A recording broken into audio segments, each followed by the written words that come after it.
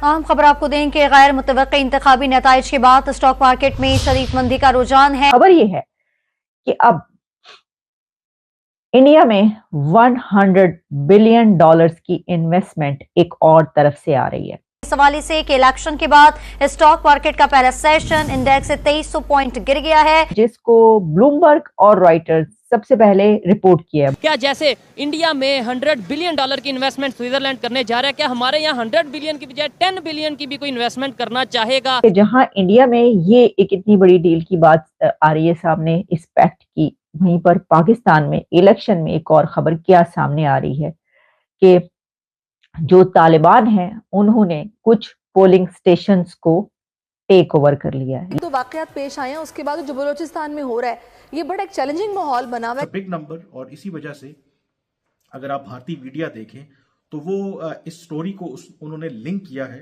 With Pakistan. क्यों link किया है?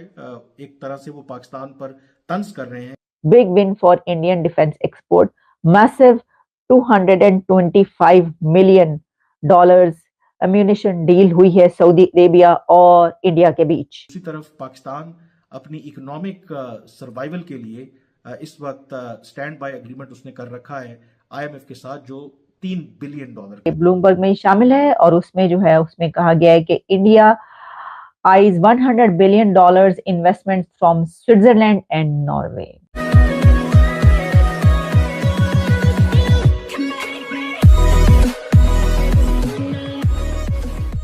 नमस्कार दोस्तों, अब यहाँ पर बात हो रही है कि 100 बिलियन का एक और इन्वेस्टमेंट आ रहा है इंडिया के अंदर, और वो भी स्विट्जरलैंड से, जो यूरोपियन कंट्री है। अब हम सबको पता है कि भाई स्विट्जरलैंड के पास बहुत पैसा है, वो सेफ हेवन कहा जाता है कि अगर आपको ब्लैक मनी कहीं पर छुपानी है तो स्विट्जरलैंड में आप छुपा सकते हो। वहाँ के कंट्री के नियम ही ऐसे है कि अगर आप वहाँ पर पैसा रखते हैं तो उस चीज़ की इन्फॉर्मेशन किसी को कहीं पर भी नहीं मिलेगी और वो सब कुछ सेफ रहेगा। अब पिछले दिनों जब ब्लैक मनी के मामले में बहुत अलग अलग लेवल की बातें बाहर आई थी, उसमें ये चीज़ें भी थी कि भाई स्विट्ज़रलैंड के पास हमारे जितने पैसे हैं उसको भी लाया जाएगा। हालांकि उसके बाद ये मैटर कहाँ चली गई पता नहीं चला, लेकिन बात यह है कि यहाँ पर $100 बिलियन का इन्वेस्टमेंट इंडिया के अंदर हो रहा है बाय स्विट्ज़रलैंड।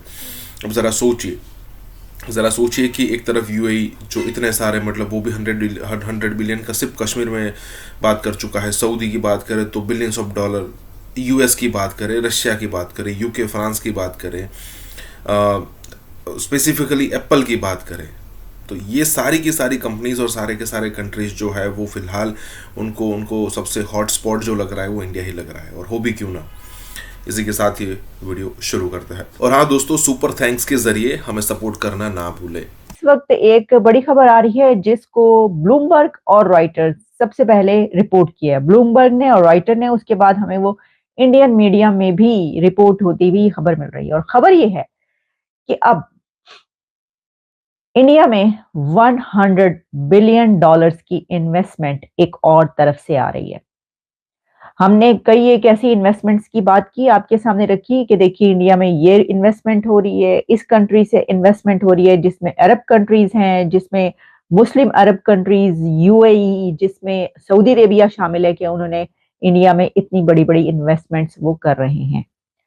अमेरिका की इन्वेस्टमेंट्स जो एग्रीमेंट्स हैं उनकी हमने बात की, लेकिन इस वक्त जो खबर आपके सामने मैं पेश कर रही हूं वो इन सब कंट्रीज से अलग है, और वो ये है कि स्विट्जरलैंड 100 बिलियन डॉलर्स इंडिया में इन्वेस्ट करने जा रहा है। एक ट्रेड पैक्ट की बात की जा रही है, और ये ट्रेड पैक्ट, इसमें क्या क्या शामिल होगा। इस ट्रेड पैक्ट के नतीजे में इंडिया में स्विट्जरलैंड और कुछ और भी यूरोपियन कंट्रीज मिलकर 100 बिलियन डॉलर्स की इन्वेस्टमेंट करने जा रहे हैं।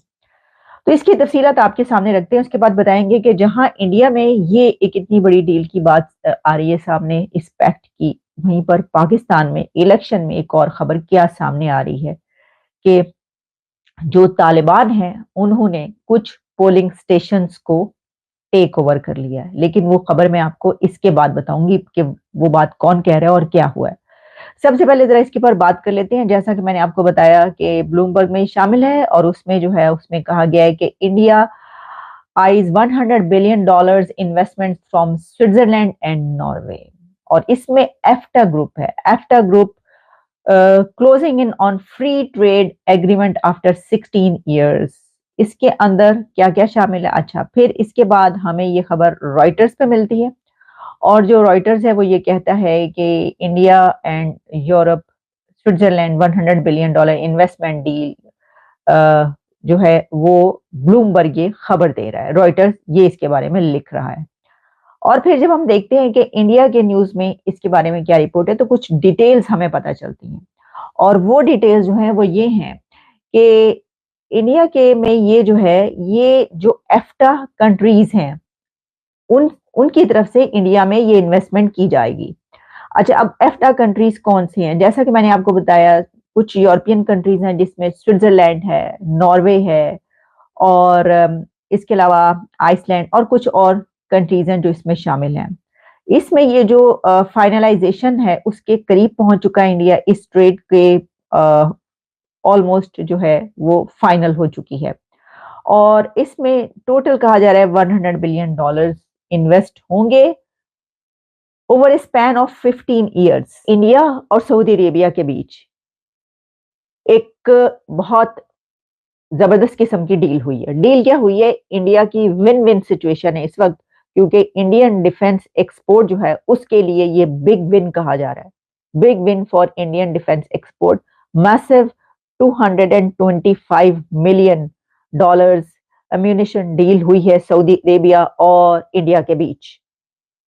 तो अब इंडिया अम्यूनिशन भी जो सऊदी अरेबिया है उसको एक्सपोर्ट कर रहा है, उसको बेच रहा है, सेल कर रहा है, और सऊदी अरेबिया अब एक खरीदार बन चुका है इंडिया का, जिसमें वो उससे बहुत बड़ी अमाउंट देकर वो खरीदेगा।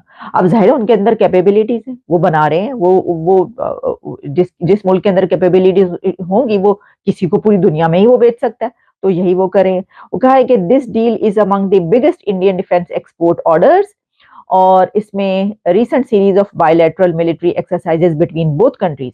आपको याद होगा मैंने एक दिन या 2 दिन पहले प्रोग्राम किया था जिसमें मैंने आपको बताया था कि भाई जो वहां पे एक्सरसाइजेस हो रही हैं और एक ऐसे एरिया में हो रही हैं जो कुछ ही किलोमीटर के फासले पे है पाकिस्तान के बॉर्डर से, वहां पर इंडिया और सऊदी अरेबिया की जो मिलिट्री एक्सरसाइजेज इकट्ठे हो रही है। तो मैंने कहा कि भाई ये जो मिलिट्री टू मिलिट्री ताल्लुकात होते थे ये तो कभी पाकिस्तान और इंडिया के हुआ करते थे, एक ही हो रहा है कि पाकिस्तान को छोड़ के वो पतली गली से इंडिया की तरफ निकल गए हैं। वो कह रहे हैं बस बहुत हो गया।